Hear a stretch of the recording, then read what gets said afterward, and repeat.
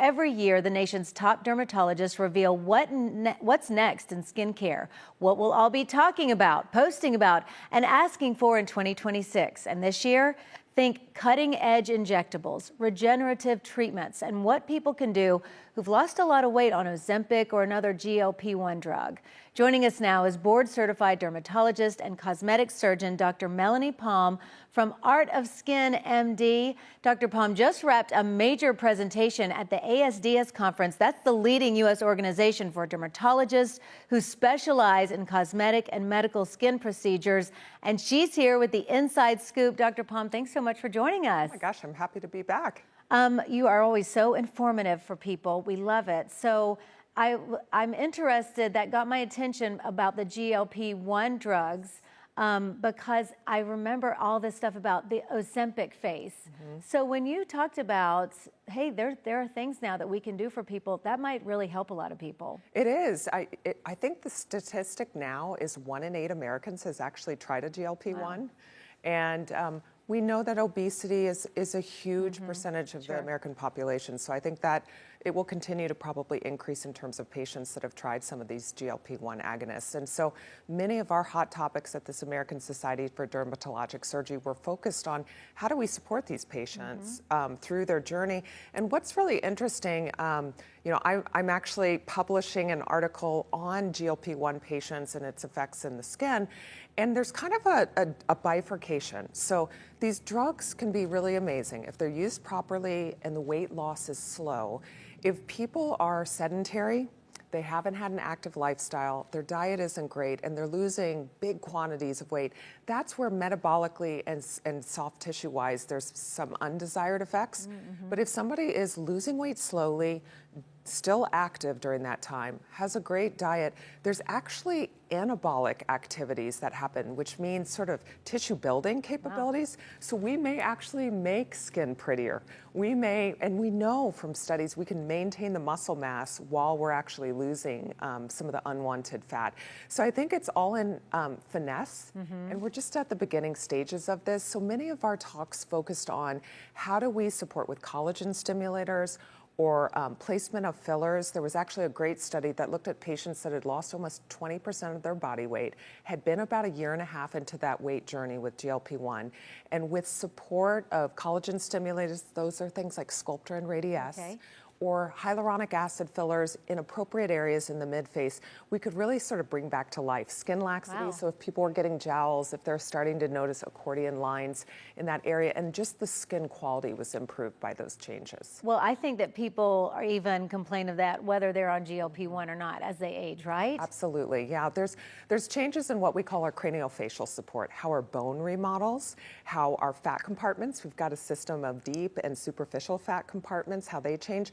And that talks to the skin. And what I think is sort of interesting, something else that I presented on was muscle toning. So we now have devices that can actually help tone the muscle and bring back, with a series of treatments in a single sort of series, about 20% of the muscle mass that we start to lose. So really addressing upper face, mid face, lower face, underneath the chin, now even under eyes, we can start to regenerate some of the muscle there. So not just making the tissue denser, but actually creating new muscle cells as well. That's amazing. Can we go back to these pictures, these before and after, and let Dr. Palm tell us what was the issue? What we're showing? Yeah, Sure. Tell us what this is. So this is actually one of those muscle toning patients. So if you look under this patient's chin, you can notice a change in what we call the cervical mental angle. So it's usually really pretty if we have that nice 90-degree angle underneath the chin transitioning to the neck. And you can see in her before, we're losing that. It's sort of a diagonal. So she was treated in what's called this digastric muscle. These are muscles that sort of support the underside of the chin. This is non-invasive. It feels like a warm pad and almost like a little corkscrew working on your muscle. And this is her with 4 treatments, non-invasive, no downtime. You can do it 1 to 2 a week.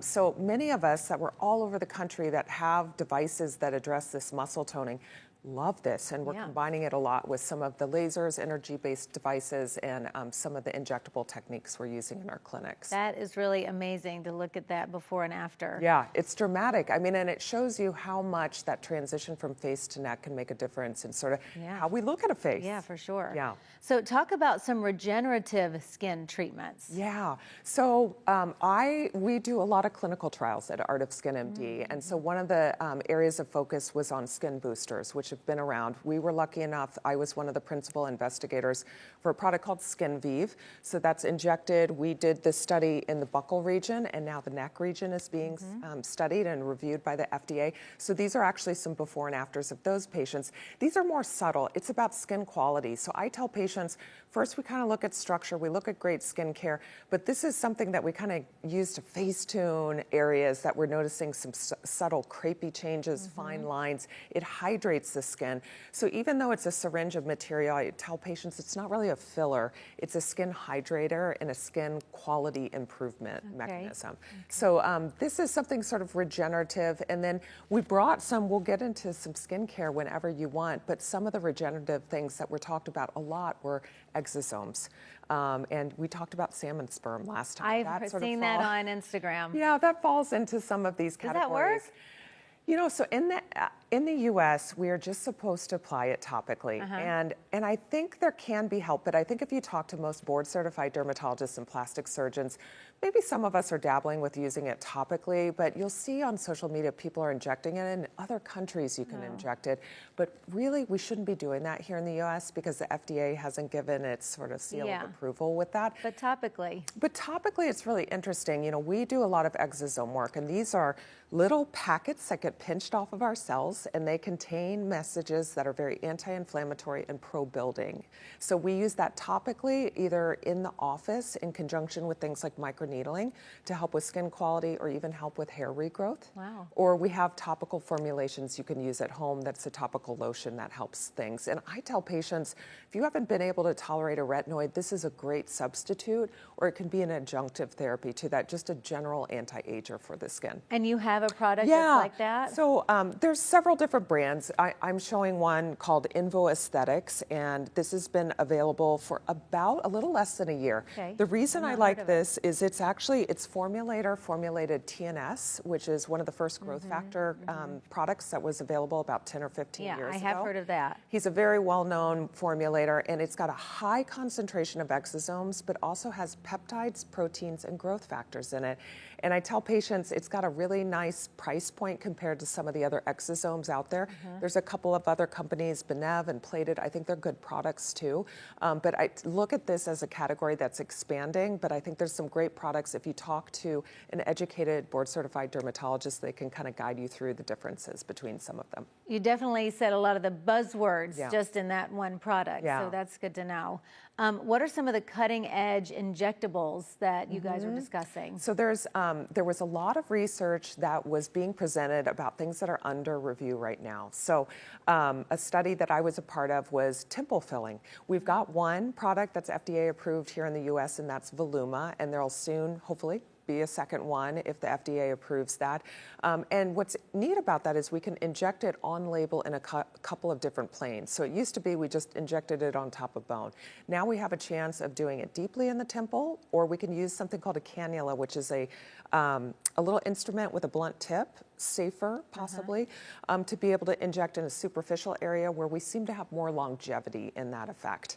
And then other areas that are now sort of on label are the chin, which we've been using that filler products in that area, but we finally have some on-label bases for that. And then newer products kind of coming down the line, there's a shorter-acting botulinum toxin.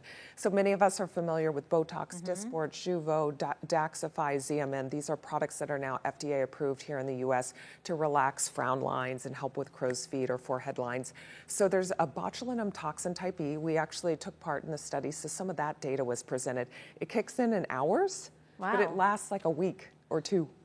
That's all. It only lasts. Only lasts, yeah. Oh, it's short term. Why Very would you short want term. that? So I think we're trying to figure out what the best use case, Yes. you know, things that I've heard bounced around is maybe somebody who's a little timid just wants to try it out, or, oh my gosh, you've got a wedding you're attending. Yes, I like that aspect of it. It's Thursday and you need to call your person and I need it to kick in. So there's going to be new neuromodulators coming to the market that are available in Europe that are already pre-made, so we don't have to mix them up. They come in the liquid. Some that are non-animal and non-human form, which is great. There's no protein component that's a contaminant in that way, and kicks in sooner and lasts longer. So we're seeing some products that are lasting closer to 6 months truly, rather than the 3 to 4 months that we typically see with most neuromodulators. That's nice. I want one that lasts longer, not shorter. Yeah. Let's talk about the surge in seeing men come into your office and offices like yours. I love this topic because I think male patients are so great. I do general dermatology, so I see actually a pretty balanced sort of patient population, but aesthetics tends to skew more female than male. And so I just finished writing an article. It's now published. I was the first author, and it's called Skincare in Men, and it's in the journal Facial Plastic Surgery. Okay. And the down low is basically men don't do skincare. Only about 17% of men use a sunscreen on a daily basis. And I think the challenge is that they tend to have riskier behaviors and they come in later with more significant things. And so really we want to teach men just basic habits, kind of like grooming. I mean, they're doing things such as like, you know, facial hair controlled, whatever, however they're grooming that. But we want to teach them about daily sunscreen use, actually using products. These are a couple of male patients. Some of them were even in this article. And their biggest issues typically are hair loss, crow's feet or their frown line is what they look at, and sun damage. And so being able to help with that, but men, because of their daily grooming habits, if they're doing something with their facial hair, they get sensitivity. So even though they have thicker skin, oilier skin, they actually have more sensitive skin in some ways because they have more sensitive blood vessels in how they react. And they're daily almost doing an exfoliating treatment. Yeah, I guess so. You really have to sort of be careful in sort of creating a more sort of bespoke approach for our male patients and differing that from our female patients. You wouldn't just use the same, maybe a man shouldn't just use what's in his wife's medicine cabinet, right? No, not necessarily. I think sometimes it's a good start because at least we get them using something. I usually will talk to male patients, and I think, you know, this is obvious coming from the dermatologist, but a great sunscreen. So I actually brought one that's new to the market. It's called UV Skin Recovery Complex, and the reason I like it is it's got an amino acid complex in it and an Asian plant called Centella asiatica that calms skin and repairs the skin barrier. So this can be really helpful if you're doing something like shaving, if you're a rosacea patient, sensitive skin patient, and it's got a green tint, so it camouflages a little bit too. Yeah, it does. And gives some skin radiance. Any over redness. time. Yeah. For sure. Yeah, and it's holiday-esque, green for your red. Well, I wonder, you know what, I just got some of this brand, this Elta. Elta MD, yeah. They had it, I think I got it on an Amazon deal.